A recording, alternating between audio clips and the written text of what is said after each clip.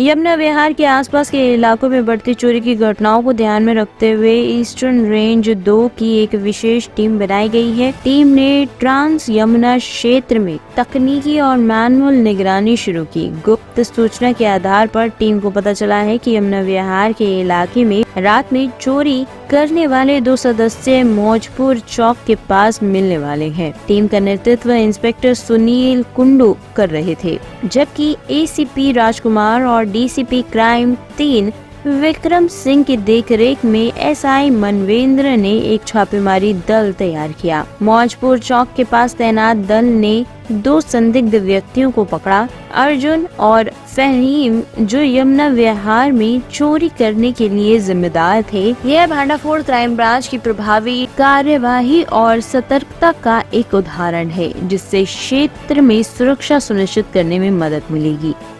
कि जो हमारी टीम, जिसको डीसीपी सतीश नेतृत्व करते हैं, लीड करते हैं, उनके पास एजीएस एसीपी नरेश यादव उनको हेड करते हैं, इंस्पेक्टर कृष्ण कुमार, और कृष्ण कुमार के साथ उनके जो बाकी साथी हैं, सचिन गुलिया, मुकेश अगम, ASI Narendra, Surendra, head constable Vinod, Shyam सुंदर, मिंटू, पप्पू, धर्मराज, अनूप।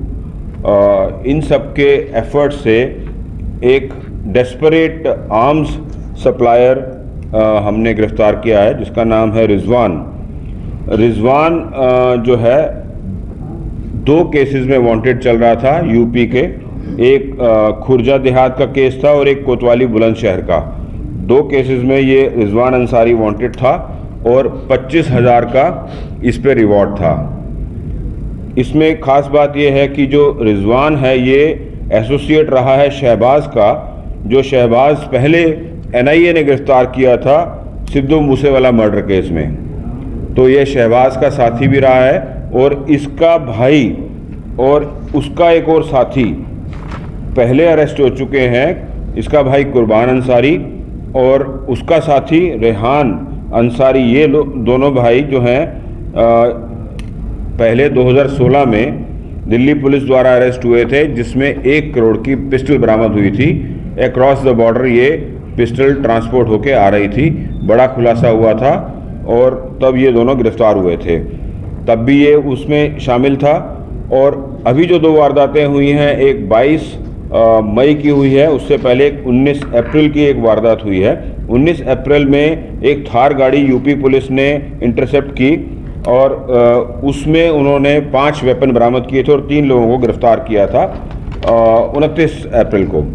उसके बाद 22 मई को एक और उन लोगों ने बुलंदशहर पुलिस ने इंटरसेप्ट की और उसमें 12 मुलजिम गिरफ्तार किए थे और काफ़ी बड़ी मात्रा में उन लोगों ने इलीगल फायर आर्म्स जो हैं बरामद किए थे।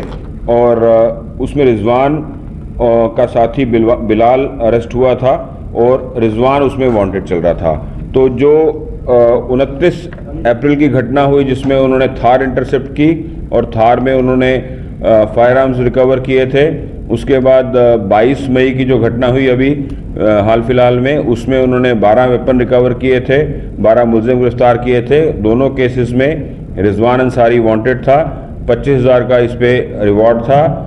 शहबाज का ये एसोसिएट है जो सप्लायर रहा है सिद्धू मूसेवाला के मर्डर में, आर्म्स की सप्लाई में, जिसको एनआईए ने बाद में गिरफ्तार किया।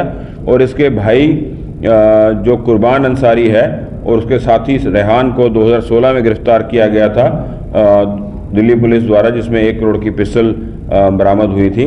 तो ये उन सब का एसोसिएट रहा है, एक्टिव आर्म्स डीलर है, एक्टिव आर्म्स सप्लायर है। तो एक बहुत बड़ी जो है उपलब्धि है दिल्ली पुलिस की क्राइम ब्रांच की एजीएस टीम द्वारा, और ये एक अच्छा कैच हुआ है।